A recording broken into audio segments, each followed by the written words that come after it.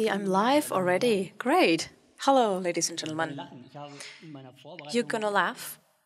When I prepared for this presentation, I noted down I'm happy with such a small group today because it will help us have a conversation rather than presentation. But now it's a pretty large group after all. I'm happy. Welcome to Cosmetic Business. Welcome to Munich. The weather is beautiful. That's how we love it. That's how we know it. I won't be wasting much time on the preliminaries because my schedule is working out rather well, so I don't want to put that in danger. I have one thing to say in advance, however. I apologize now for grappling with all this gendering language in German. So I will be mentioning customers and consumers in the male form in my presentation, but of course, I always mean male, female, diverse. And thick and thin and fat and slim and old and young and everybody. So please forgive me if I simplify a little. It's a bit old-fashioned, but well. So the topic is green, fair and meaningful, how your ingredients partner can help fulfill your potential from this complex of topics. And I brought you a little riddle to start with. 74% of respondents see a need for action in the cosmetic industry regarding sustainability. Now I would ask you to raise your hand if you believe that this statement is about 20 years old. Who of you believes that this statement is about 10 years old? Okay. A handful. And who of you believes that this statement is just 1 year old? So that's the clear majority, and you're right. This is a study from 2020, from last year. But there's more. 20% of people say the cosmetics industry, there is an acute need for action for anything that has to do with the product, starting with the ingredients all the way down to packaging and distribution. So when you see something like that, what's your feeling? Now I'm having a conversation with you after all. What do you feel when you read a statement like that? Do you think, well, 120 billion packaging units worldwide leave some room for improvement regarding sustainability? Or would you say, well, geez, we're doing so much already. What else do consumers want us to do? So just pipe up. As I said, you're welcome to have a conversation with me. You can also contradict. Maybe I even want you to. You're the young lady here. Would you say, yeah, that's true? We do need to improve, or would you say we do so much already? Okay, there's room for improvement, but you see certain areas where there is room for improvement? Now, in the same study, another question was asked.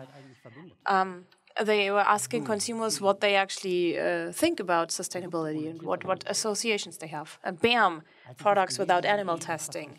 When I read that, I also couldn't believe it. What's happening? Why don't consumers know that animal testing in cosmetics has been prohibited since, I think, 2013? Animal testing cannot be an issue anymore. And still, consumers say the first thing I think about when I think sustainability is no animal testing. So, are we bad at communicating?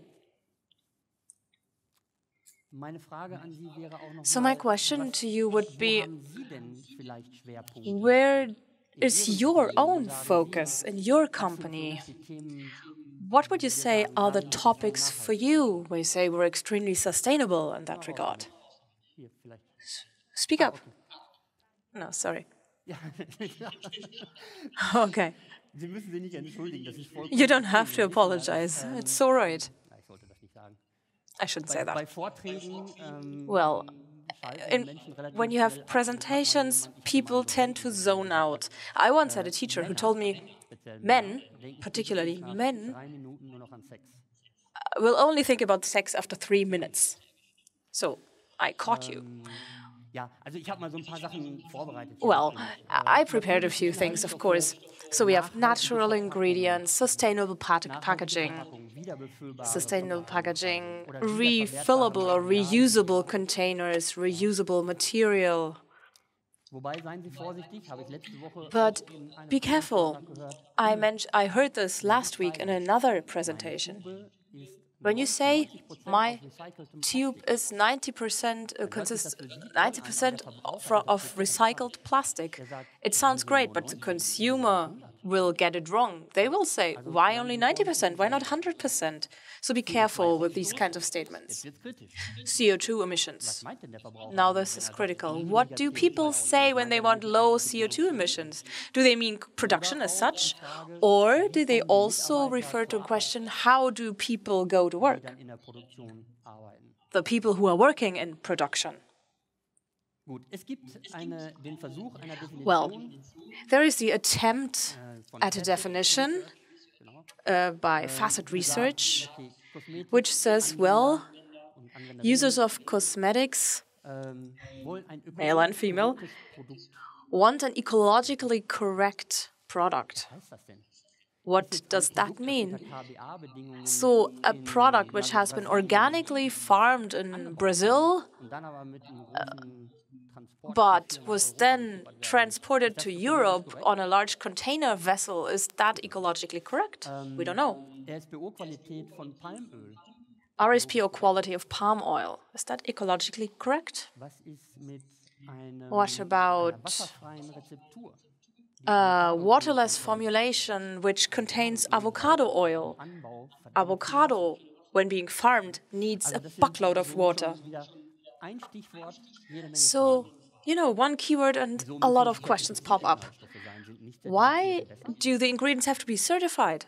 Are they better than non-certified ones? Why does cosmetics have to be vegan when the user of these cosmetic products is not vegan at all? I think many consumers think this is a kind of a quality characteristic, but I hope consumers do know that vegan products will contain agricultural chemistry, they can be genetically manipulated. Do they want that? So this is all unclear. I could go on. Vanilla, for instance.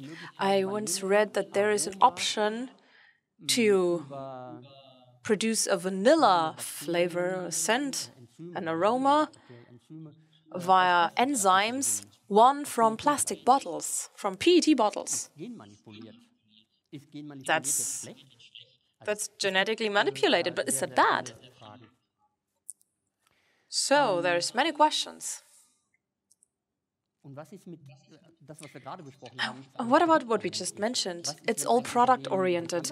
What about if a company is active in other areas of sustainability, if it promotes the sports association or kindergarten around the corner, or speaks up for women's rights or other social projects? To me, personally, I would actually prefer a company which is active and committed in these areas rather than just, working with bioextracts. But, well, that's just me. And it's getting even more complicated. There's not just harmony, there's also conflict.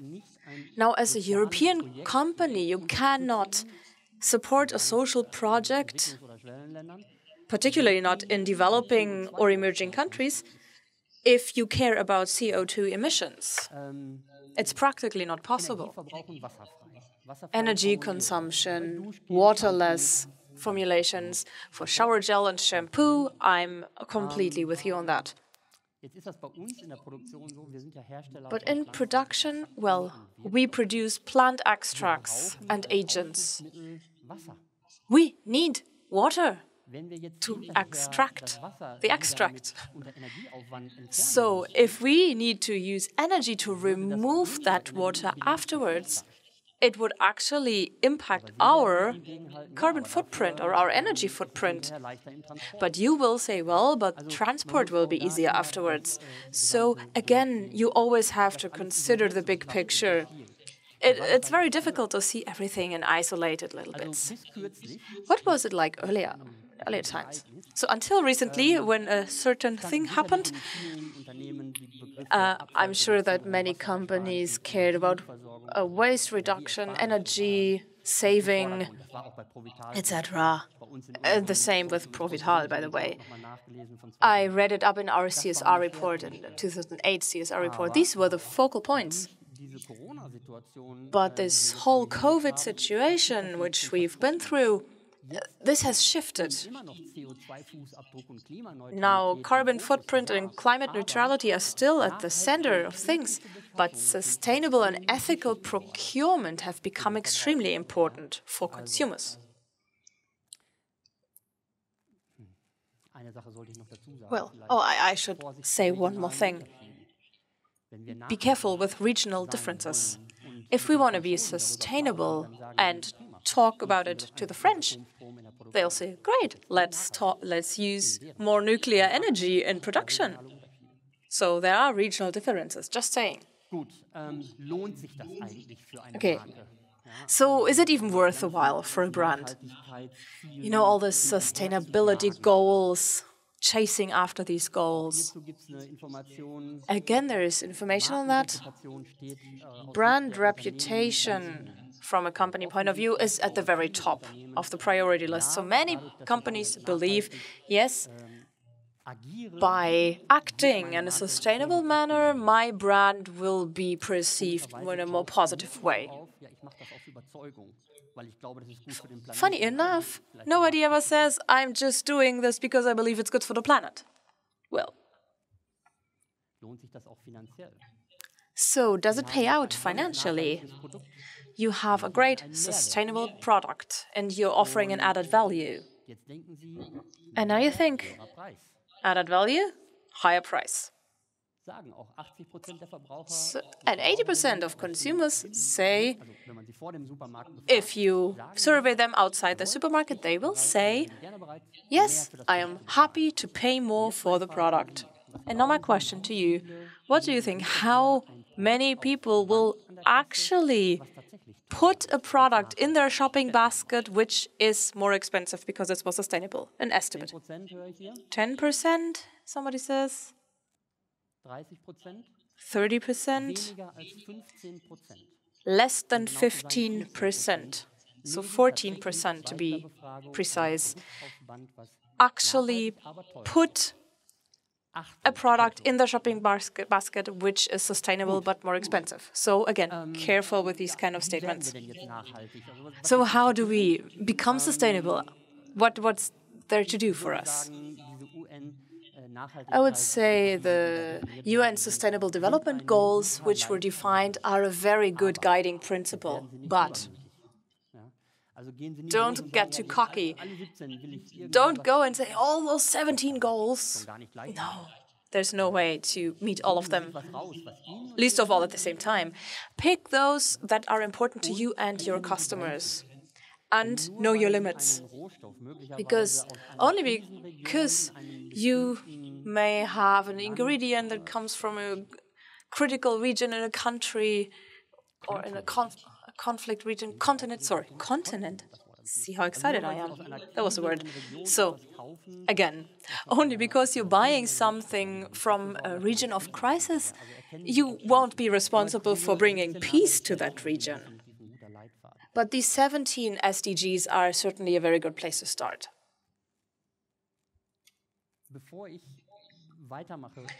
Now, before I go on, the question is, what can an ingredient supplier do? Before I tell you what we offer, I'd like to know, what do you ask of your ingredient supplier? What would you say? If he wants to win me over as a customer, they'll have to do this or that in regarding sustainability. What would be typical demands that you would have? Huh? Anyone? Recycled material, yes, okay. Transparency? Transparency how? Where? Okay, yes. So, geographic origin, ingredients, but the whole 9 yards, okay? Yes? CO2-Fußabdruck. Ja. Carbon footprint, yes. Okay. Okay.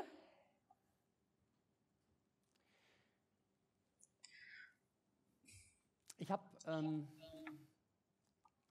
zu diesem Thema Now, regarding this topic, I have one thing to say. Transparenz ist ein gutes Stichwort. Transparency is actually a good keyword. Thank you very much for mentioning it.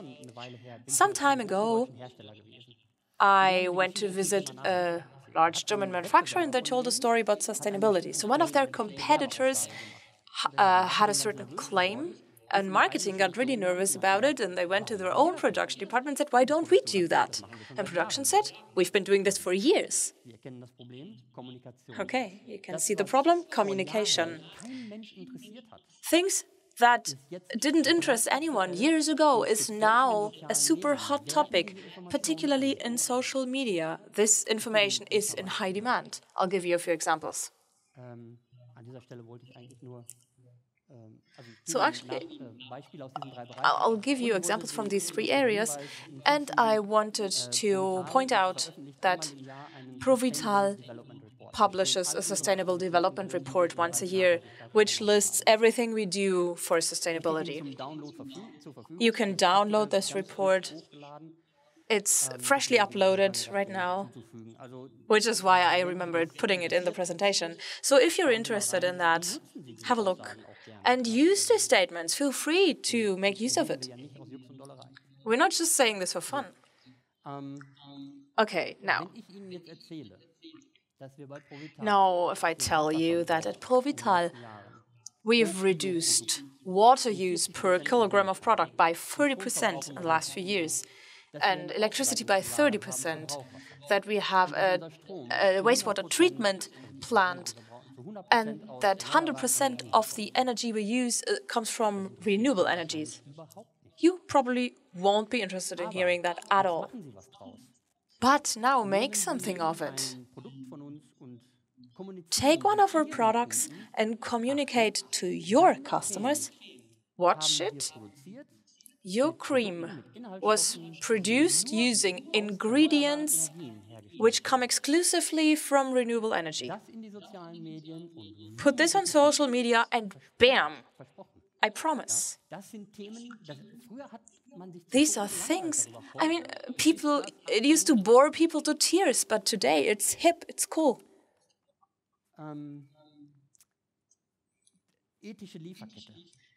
Ethical supply chain. So the textile industry is suffering from that. The media is scrutinizing the brands very closely, watching very closely which brands are producing clothes in Bangladesh using child labor. And that gives them really, really bad press and a really bad image. So make sure this doesn't happen. Again, tell your customers, look, our supply chain is clean. We work with PROVITAL, they're doing a great job, and they even have a certificate to prove it. In this case, from the UBT, the Union for Ethical Biotrade. Support social projects, of course. My favorite project, we have several, but my favorite is Artistas Diversos. These are artists with a disability. We provide them funding via the website Artistas Diversos. Yeah, not much to say about that. Once a year, we have a competition, very professional.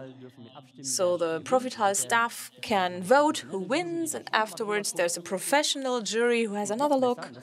And even better, and that's what I love about this project, and then we have children come in from the schools.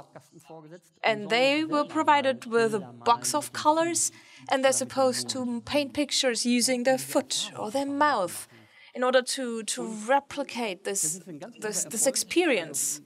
And that's a huge success. So my message to you in this case is, make sure people participate, share it with people. So many people say, I would really like to donate something, but most organizations, I know my money won't end up with them in the end, at least not 100% of it. So I'm sure there's something in your environment, in your surroundings. So these are the basics you can work out. But, well, we're an ingredients producer and supplier, so of course we have a story for you. And no matter how you define sustainability, I'm sure you will find something great in our range of products. Be it regional products, natural cosmetics, or compliant with ISO 16128, 100% lab-grown, so a stem cell product perhaps, or from the bioreactor, stuff like that. Upcycling, another topic. So I'm sure you will find something. And I will give you a great example, which is very current, or which is a current trend where we're heading. So ethic skin. This is an ingredient which actually hits the zeitgeist right in the center. We preserve biodiversity with this ingredient, and we work together with a project which is both a social and an economic project in Mexico, and it's improving things in these areas. This project is called Mujeres y Ambiente, so it's northwest of Mexico City. It's a group of sustainable farmers, and we've made an agreement with them. And we're using the Mexican arnica plant for this ethic skin project. So the United Nations got wind of the project, particularly the development aid program, without us doing anything. And they started reporting on the project, just automatically. And it culminated in us winning the Equator Prize 2020 for this project. And maybe I should mention this. So biodiversity. In politics, we are talking a lot about CO2. But biodiversity and protection of the environment are not on the agenda at all. It's all about CO2. Okay, now this group, Mujeres y Ambiente, they also benefit immensely from this project. It's a fact that 45% what we pay for this ingredient is 45% more than the common market price. So on the one hand, we make sure that the people are adequately paid, and on the other hand, we show that we recognize and acknowledge the tradition of this Mexican arnica, the traditional knowledge that the people have of this plant has been included in our products, and that is why we pay more for it. Now, promote social welfare is the headline of this slide. I don't know how many of you are familiar with the Nagoya Protocol. The Nagoya Protocol is about biopiracy. So what they want to prevent is companies coming in and saying, somewhere in the tropical rainforest we found a plant and now we're going to exploit it, and the people there, they won't get anything of it. So that's what the Nagoya Protocol is about. And PROVITAL is the first company ever to present a Nagoya-compliant ingredient. But there will be more other companies we follow for certain, because it has become a very important building block. And in this case, it works like that. We pay a certain amount to a Mexican NGO, and they take that money to promote other social projects on location, on site. So this is your chance. Participate. I already mentioned the Sustainable Development Goals. So again, we focused on that. You can see what SDGs are involved here, are affected. And we also work together with a university at the local level, which has developed several soil and water protection practices which were implemented in this project. So to make sure the soil is not exploited and completely depleted. and the water is not wasted. So these are all things that played into this project. So at the end of the day, ethics skin is an active ingredient, has become one, based on this Mexican arnica plant, very beautiful flower. It's traditionally used in inflammable diseases. We conducted in vivo studies. I'm not giving you a product pitch, don't worry. We've conducted several in vivo studies, so after 14 days, we saw positive trends in all observed areas. But what's important, maybe, the in vivo panel was a relatively large group with participants from South America, Africa, Asia, and Europe. And the results are available by ethnicity if you need them. So a good ingredients partner won't just give you the story, but also information. Now I admit that information has become readily available. You know, Euromonitor, etc. always invite people for webinars, so it's relatively easy to obtain information nowadays. But Ana Balaguer, who is the woman in the picture, is our trend scout, and she regularly screens international markets for novelties. What are the trends in Indonesia? What are the trends in Brazil or in, I don't know, Ghana? And she analyzes these trends, and then she'll have a webinar that I'll get back to that. And this podcast where she talks about current trends. You can find it on our website.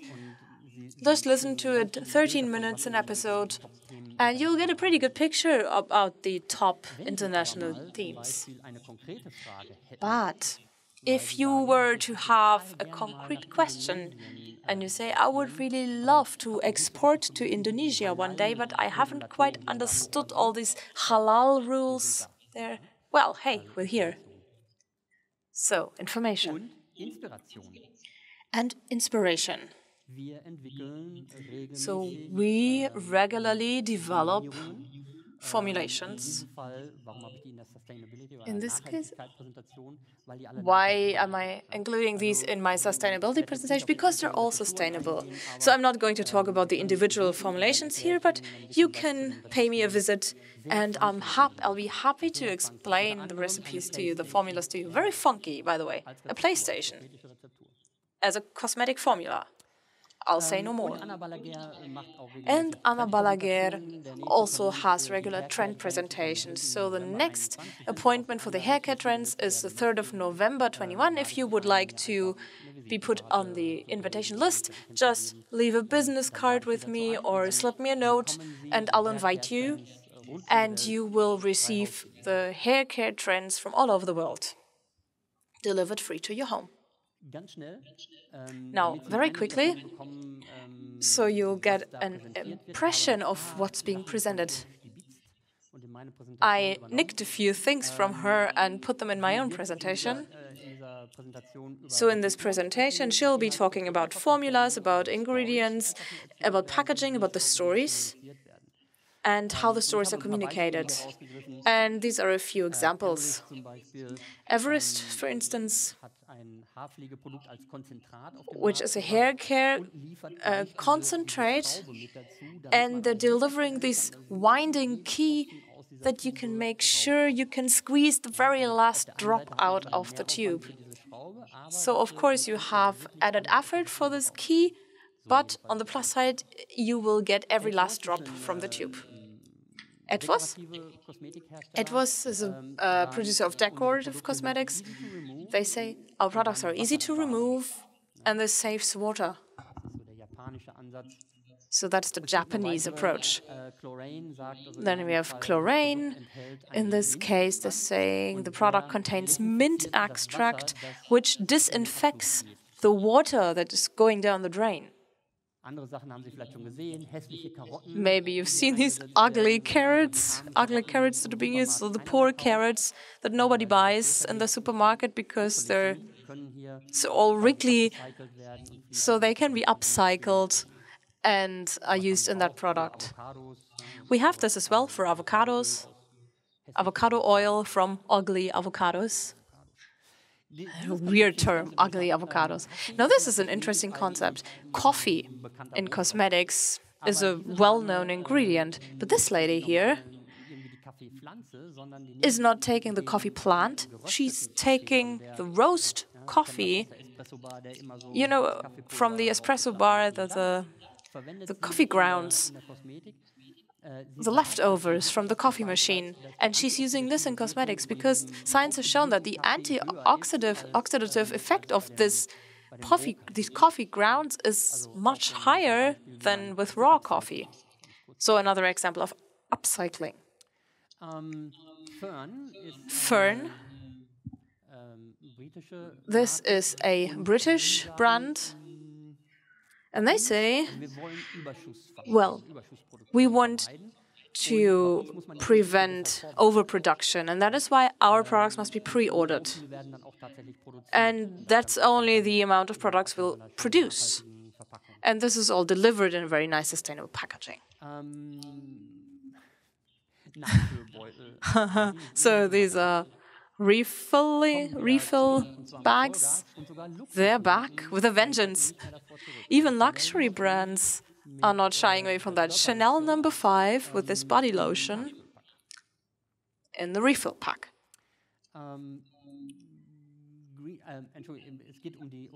Sorry.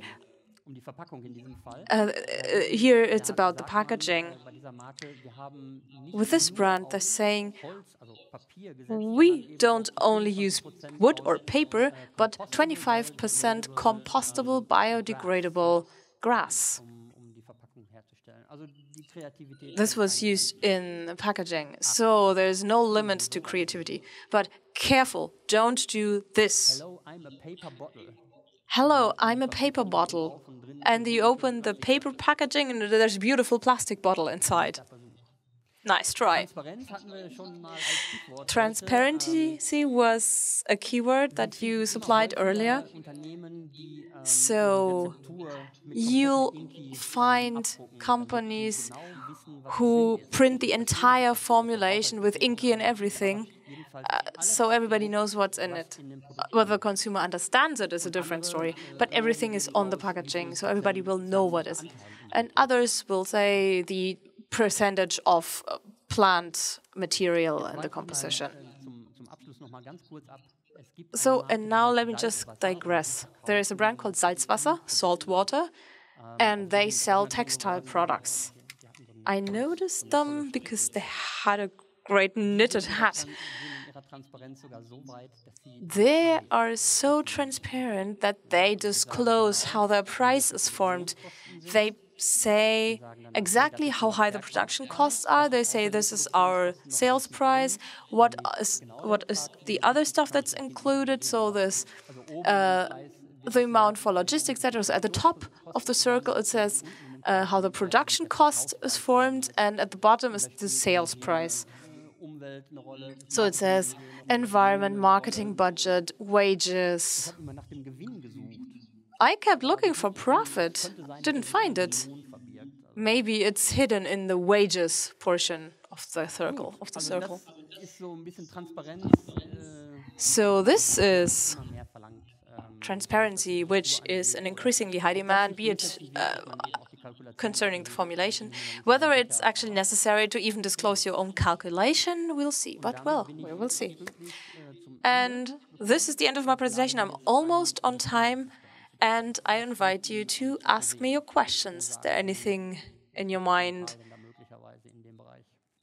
What's PROVITAL doing in that area? What do you think? Any questions? Well, then I'll just be looking forward to seeing you at the booth, and have a great day here in Munich. Thank you.